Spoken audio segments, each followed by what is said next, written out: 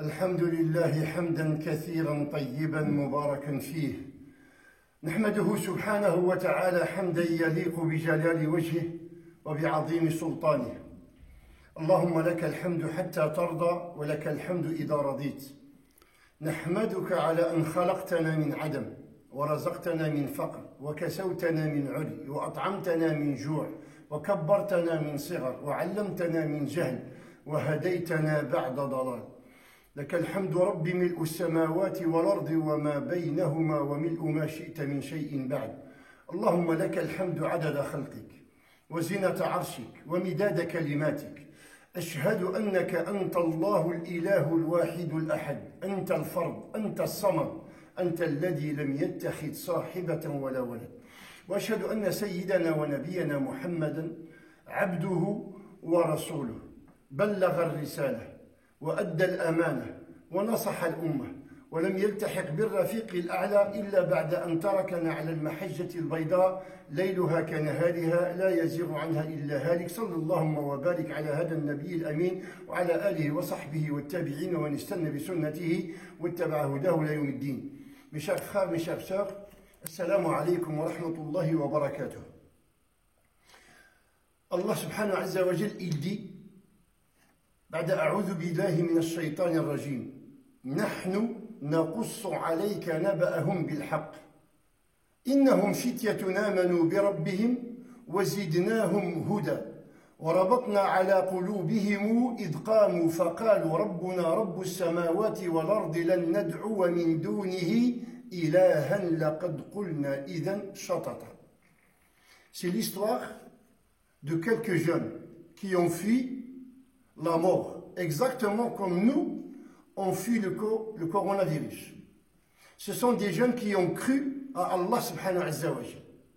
Et ils ont eu le choix entre délaisser leur religion, délaisser Allah ou la mort. Et ils ont choisi Allah subhanahu wa ta'ala. Allah, il leur a dit فَأْوُوا إلى الكهف ينشر لكم ربكم من رحمته ويهيئ لكم من أمركم مرفقا. Allez-y dans la grotte.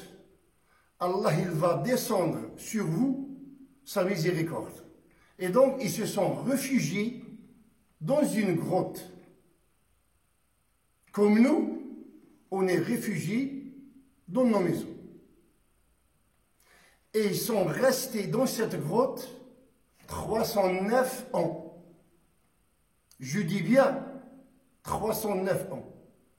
Pas 309 mois, ni 309 semaines. C'est 309 ans. Ils sont restés dans cette grotte. Subhanallah, nous, quelques semaines, on s'est ennuyé. Quelques semaines, on veut exploser. Comment eux, ils ont pu supporter plus de 3 siècles? Tout simplement parce que eux, ils se sont rattachés à la corde d'Allah subhanahu wa ta'ala. Ils ont tenu avec force à la corde d'Allah subhanahu wa ta'ala. Allah subhanahu wa ta'ala, il a descendu sur eux sa miséricorde. Il les a fait endormir plus de 3 siècles. Nous, on a tenu à autre chose. On passe notre temps avec la télévision. Et quand ce n'est pas la télévision, c'est le portable. Si on veut que Allah subhanahu wa ta'ala, il descend sur nous sa miséricorde et la paix, on doit lui faire confiance. Regardez Moussa alayhi salam. Quand il est sorti, lui et les fils d'Israël, de l'Égypte, ils se sont retrouvés bloqués devant la mer Rouge. À leur droite, une montagne infranchissable. À gauche, la même chose. Et derrière eux, c'était Pharaon avec ses soldats lourdement équipés, lourdement armés. Et quand ils se sont rapprochés d'eux, les fils d'Israël qui avaient une peur bleue, qui tremblaient comme des feuilles, ils ont dit à Moussa, Inna la mudrakoun. Ils nous ont rattrapés. Moussa, malgré le danger, avec une conviction totale, il leur a dit Kalla inna ma'i rabbi sayahdin. Jamais j'ai avec moi mon Seigneur, il va me guider. Il a avec lui Allah subhanahu wa ta'ala. De quoi il aura peur? C'est pas comme ces gens que Allah subhanahu wa ta'ala nous raconte dans la sourate de la vache, le verset 243. Allah il nous dit Alam tara ila alladhina kharaju min diyarihim wa hum ulufun hadar al-maut faqala lahum Allah mutu thumma ahyahum.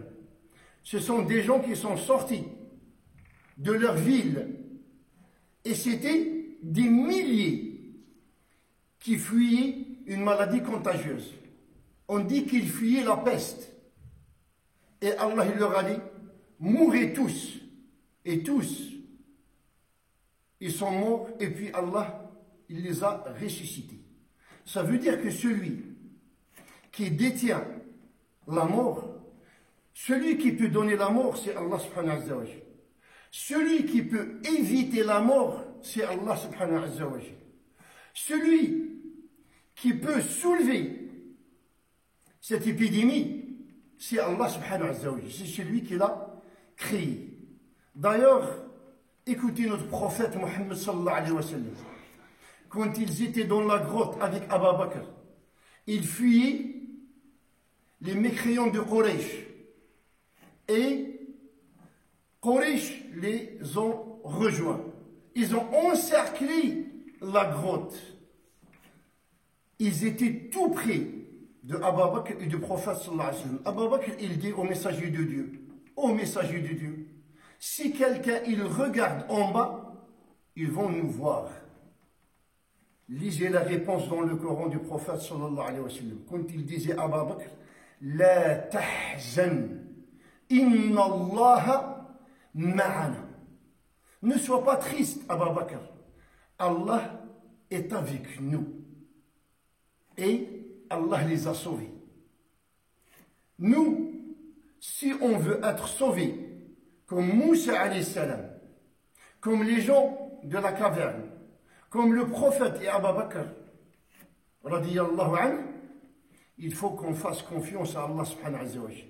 Il faut qu'on revienne vers Allah subhanahu wa ta'ala, exactement comme il l'a fait Jonas, alayhi salam.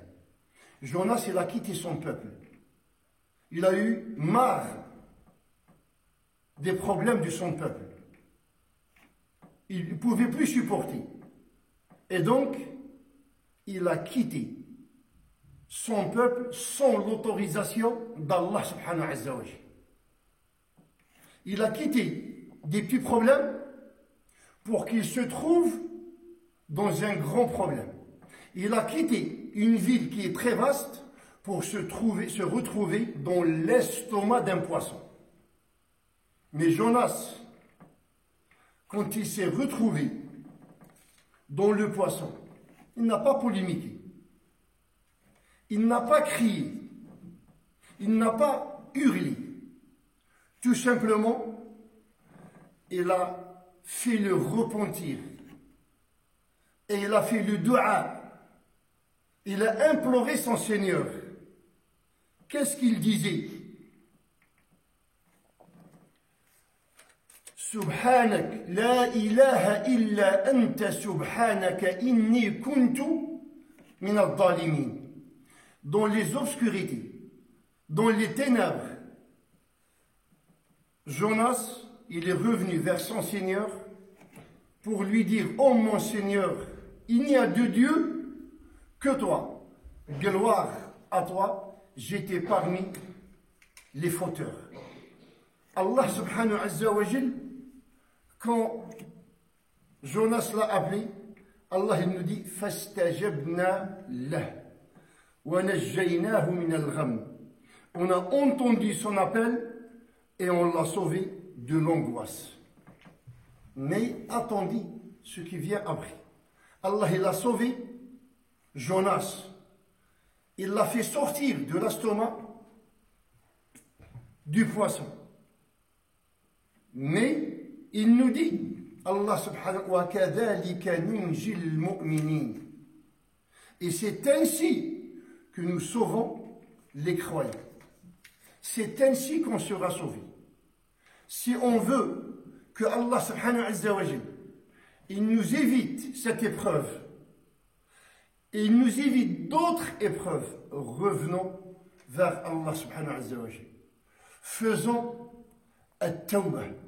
Demandons pardon à Allah subhanahu wa jalla. Et vous allez voir que Allah subhanahu wa jalla, il va nous sauver de cette angoisse comme il a sauvé Moussa, le prophète sallallahu alayhi wa sallam, Jonas et les gens de la caverne. اللهم اجعلنا ممن يستمعون القول ويتبعون احسنه.